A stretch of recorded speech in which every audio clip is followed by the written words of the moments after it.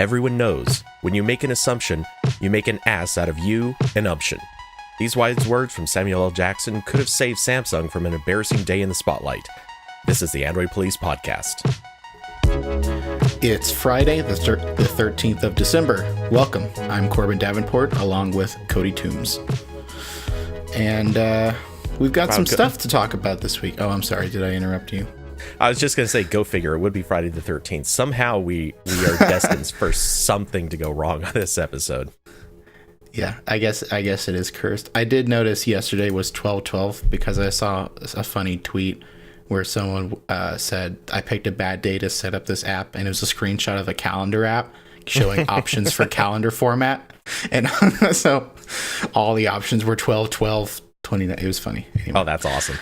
Yeah. So anyway, speaking of unlucky, Galaxy Fold sales. Did you like that? Yeah, a little bit. Yeah. Okay. Yeah. So there was a little bit of a kerfuffle earlier this week at Samsung because the head of Samsung Electronics claimed over 1 million Galaxy Folds were sold, which would have been pretty impressive considering that it's designed to be a niche product like Samsung said multiple times this was not intended for the masses. This is just an experimental phone for the people who have lots of expendable income and want to try it out. So 1 million would have been pretty impressive. And it would have been double what most analysts said, which was 500,000. But Samsung just put out a statement either last night or early this morning, as of when we're recording, that they did not sell 1 million units. The person who said that might have been confusing it with the sales goal from before it was delayed. So they don't have a real number to give us. So we're back to not knowing how many of these Galaxy Folds have been sold. Yeah, so we obviously, especially on this podcast, we've taken a few shots at Samsung over the Fold. We've certainly made fun of how many we expect they're selling. I'm sure the number is actually not terrible, but judging by the fact that they didn't give us any real number or even confirm whether it was close to the actual estimates that they were calling for, I have a feeling it probably fell pretty short. If it was well over that estimate, like now that this is the conversation, they would have said so. If it hit the estimate, they would have said, yeah, no, we're about there. We're doing okay. So in all likelihood, I suspect they probably had to come in pretty significantly below what they were aiming for. Yeah, I'm sure it definitely took a huge nosedive when they canceled the pre-orders, because then you're also telling people we need you to be really sure you're buying this, and that's not something you do if you want something to sell very well. Well, wait. But did Samsung actually cancel those pre-orders, or was it the carriers? I thought the carriers, at least the ones that ordered through carriers, I thought those were canceled by the carriers, and then Samsung followed suit with their unlocked models.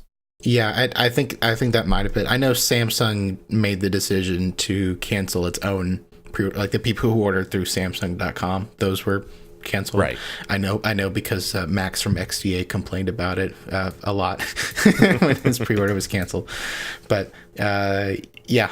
So and again, I don't think the sales numbers really matter for this phone because Samsung made it clear this is an experiment. We're not super concerned about making back, because even if this was a mass market phone, they wouldn't make back the amount of money they spent on R&D for this kind of form factor.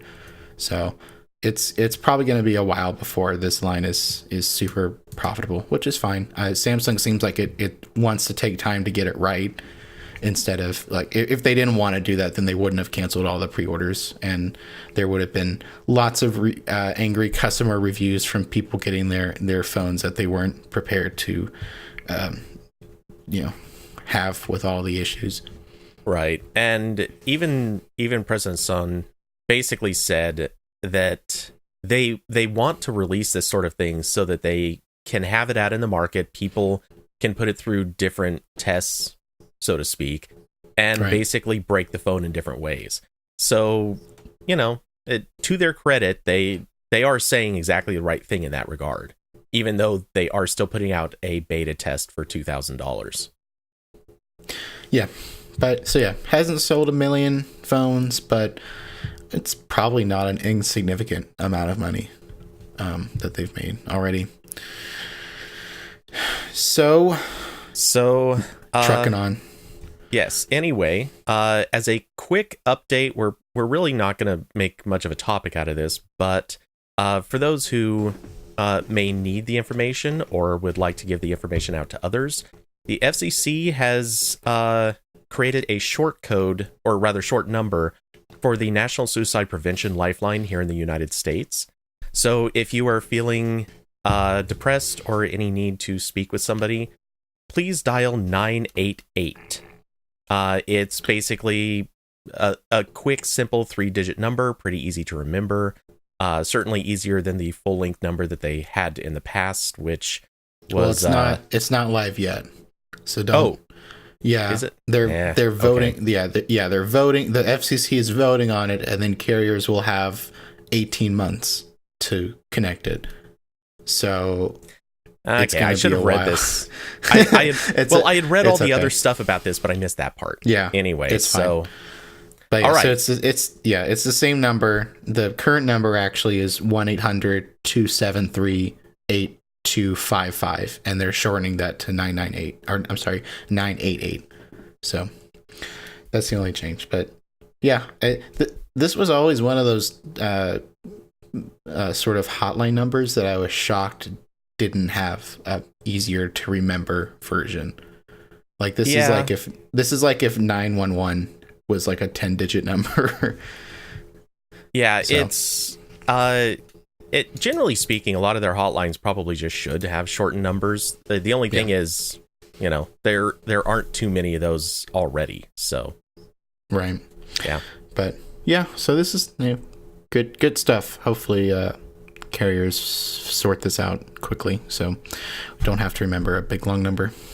Yeah, exactly. So, like I said, I don't think there's really much to say on this.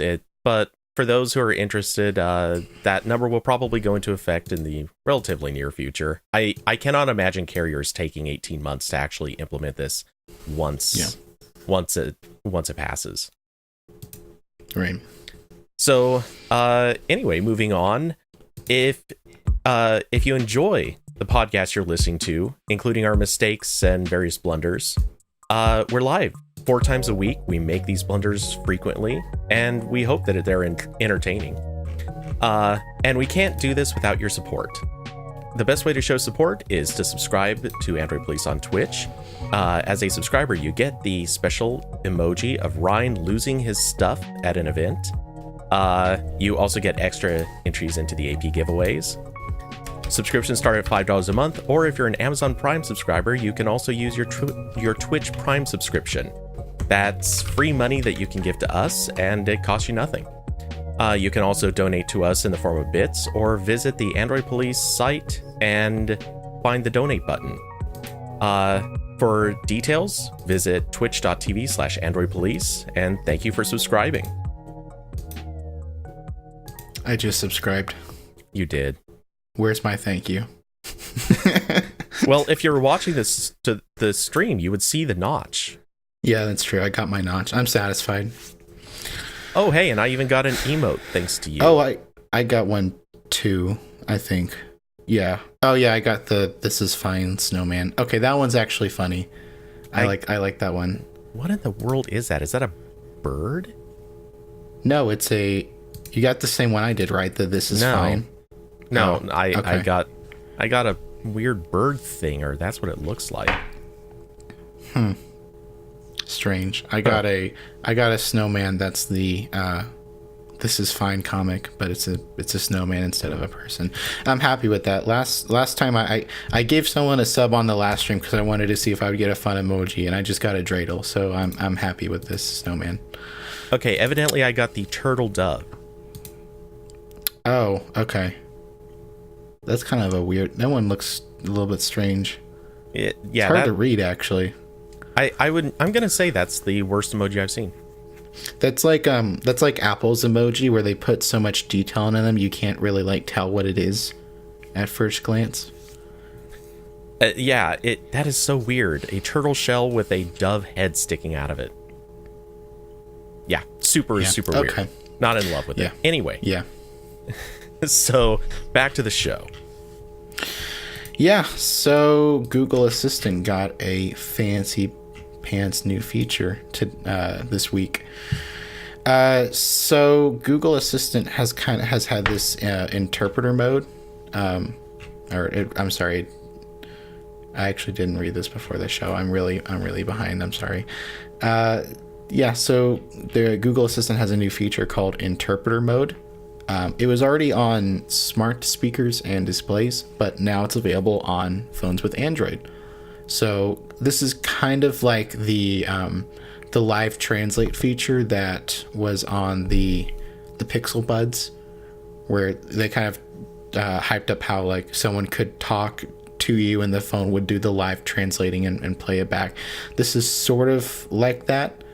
But it's built into Google Assistant and it's automated. It's a little bit easier to access, and you don't need the Google Translate app, which is handy. So the interpreter mode is available in 44 languages, and if you don't have it yet, it's probably a really slow rollout. So just temper your expectations for when you'll get it. Yeah, this is one of those features that whether or not it works particularly well for you one way or another, at least it can break down some of the slowdown and some of the barriers in conversations. And depending on where you live, you may actually need to use it or benefit from using it fairly often. Yeah. So, yeah, good thing. It's neat. It's weird to me because I felt like the Translate app has had this for so long, and if you wanted something like this, you probably should have already gotten the Translate app. But yeah, I guess it's nice that you can just ask for it now. Yeah, I know. Maybe not everyone knows that that's in the Translate app, because the Translate app isn't one of those that's included with most Android phones. So There might not be a lot of public knowledge that feature exists. Yeah, though I would also argue, how many people are going to know to ask Google to do this? Maybe. I forget everything that's in Assistant these days. So yeah, it's impossible to know. And their team, the team developing this stuff is so huge. There's stuff is popping out. I actually know a couple of people who've worked on various Assistant things at Google.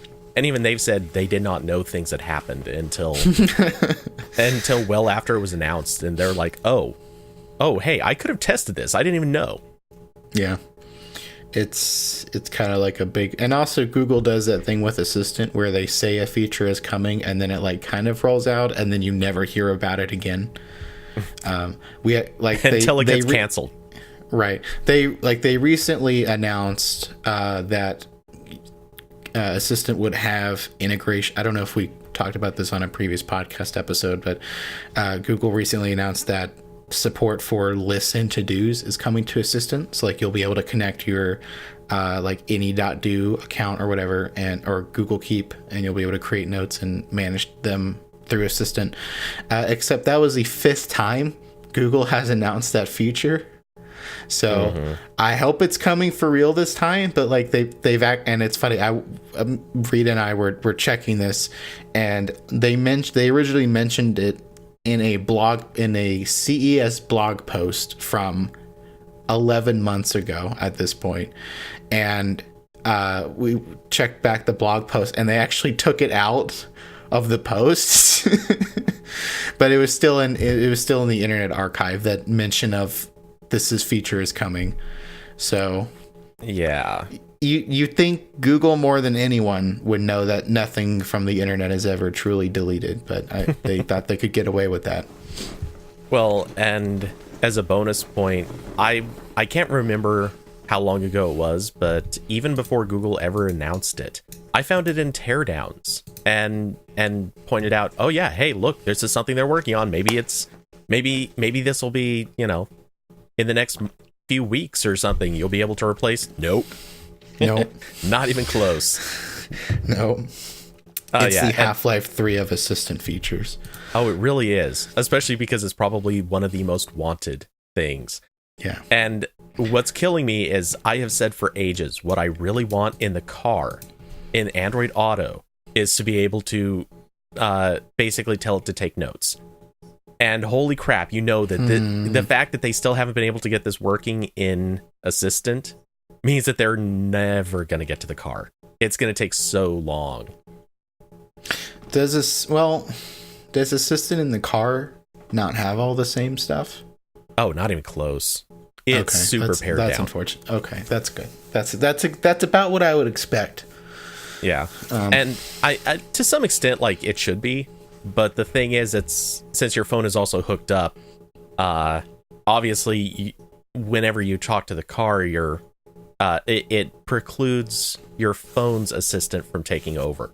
So the things that you'd even be able to do on the phone suddenly get prevented. You know what that reminds me of is the olden days from before the Google Home could take reminders. So like I would talk to my phone, I'd use the OK word, take a reminder, and then Assistant would shut off on my phone and say answering this on another device, and my Google Home across the room would be like, sorry, I can't do that yet. Those were the days. Oh yeah, I remember whispering to my phone more than a few times. Yeah, I had to like click the button to activate it. Oh yeah. Man. Oh yeah, I actually still do that. Yeah. You're like, hey, can you take a reminder for me, please? Don't let the Google Home hear me. Oh boy. Anyway, on the topic of somewhat awkward and not always working correctly home assistants, but on a highlight, Alexa has a new voice. For those of you who are fans of movies and some of the history's greatest actors, the voice of Samuel L. Jackson is now on Alexa. This was apparently previewed back in September, and you can now actually get it. It's available for $1 right now as kind of a preliminary sale, and it will be rising to $5 later at some point. You can pick it up in safe for work and not safe for work versions, which, come on. It's Samuel Jackson. Is there a safe for work Samuel Jackson? I don't think so. Exactly. And in fact, while I was prepping for this show, I actually was looking for quotes that I could use as an intro. And seriously, I found basically the cleanest quote that there is, and it still includes the word ass. I'm just saying. Unless you grab it from like an Avengers movie. But yeah. No, actually, even the Avengers movie had yeah, there's a little bit of language in there. Remember, quotable lines, not just any line. Also, you did just have to say grab it right after I said ass. Just saying. This is how we get demonetized, Corbin. Yeah. Stop it. It's okay. No one watches on YouTube anyway. I'm sorry. I'm sorry to the 12 people who watch on YouTube. Yeah. So anyway, unfortunately, the Samuel L. Jackson voice cannot be used in shopping to-dos, various skills, etc., etc. That's not too surprising. Obviously, he's not going to record any and every word in the dictionary. But, I mean, who cares? It's still Samuel L. Jackson. So you can ask him to do things like, you can ask if he has a hobby. You can ask if he likes music, which... Come on, really? Obviously he does. And oh, what? I just said I guess that's neat. Do people want to ask the fake Samuel Jackson what he likes? Maybe it's his real answers. Okay.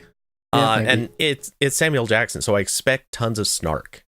I don't know if Amazon would have actually gone for a super snarky Sam, but I kind of hope they did. And apparently this is preceding voices by Ed Sheeran and Jimmy Fallon, who are supposedly coming soon. Which, forgive me for saying so, but really? Why? I know Jimmy Fallon doesn't have like a like Samuel L. Jackson is one of those actors that like he's a fantastic actor and he's a super recognizable voice. I don't get that same feel from exactly Jimmy Fallon. Jimmy Fallon's fine, but like, no offense to these guys, they're both talented in their, well, Ed Sheeran is talented in his own right. Yes, I will totally throw shade there. Anyway, but yeah, neither one of them strike me as having voices that stand out so significantly in an assistant form. I wasn't even really convinced that John Legend was a great choice for Google, not as their first voice. Yeah, that surprised me as the first voice, definitely. I would have expected so many others to come before that. And maybe, again, Cheers, he's got a great voice, but it doesn't stand out. And I think a lot of people don't even recognize his voice if they hear it. So, very odd. Maybe it was one of those situations where they wanted to get someone who could spend more time with it if they were still working out how it would function, if they needed to do a lot of takes or something. But yeah, I agree. What drives me crazy is that neither Google nor Alexa have announced any voices of computers. I would love if they could put in the Star Trek computer voice as an option. GLaDOS is another one. I want that. Maybe Wheatley from Portal 2. Maybe that'd be kind of a fun one. The voice actor that plays him, I can't remember his name, but he's excellent. I want Claptrap. No, God, that'd be so terrible. Oh yeah, you wouldn't be able to use it for more than like a couple minutes. That would be insufferable. Oh, I would love Claptrap. It would be for anyone who hasn't played Borderlands. Claptrap is the hyper obnoxious robot from Borderlands 2, Borderlands 3. That is specifically his role, to be hyper obnoxious. Yeah, I'd try that for 10 minutes, definitely. And also, like, no HAL 9000. I feel like that's a really easy one to do, probably. I don't know who voiced HAL. He might be dead now, but I don't think that's that hard to duplicate. But just come on, some computer voices. Like, this isn't difficult. Yeah, I totally agree. And I gotta say, cheers to Amazon. I think Sam Jackson is probably the best and most distinctive voice that has come out yet.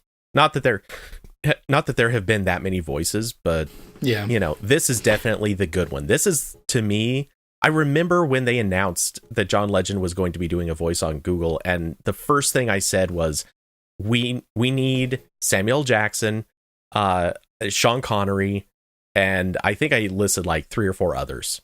It's like, we need these voices. These are the ones everybody knows. These are the ones everybody loves. There's a lot of icon. Like, can we get like a Sir David what's his last name?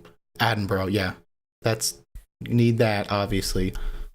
I would even. I know some people would think that this is a joke, but you know what? We need Arnold Schwarzenegger, and I think he would actually do it too. Yeah, that'd be a good one. I'm trying to think of Morgan Freeman. That seems like another obvious one. The voice of God. Yeah, maybe throw in like Idris Elba. He could be a good one. Well, we could really just say almost any British actor. Yeah, they all sound fancy to us Americans, right?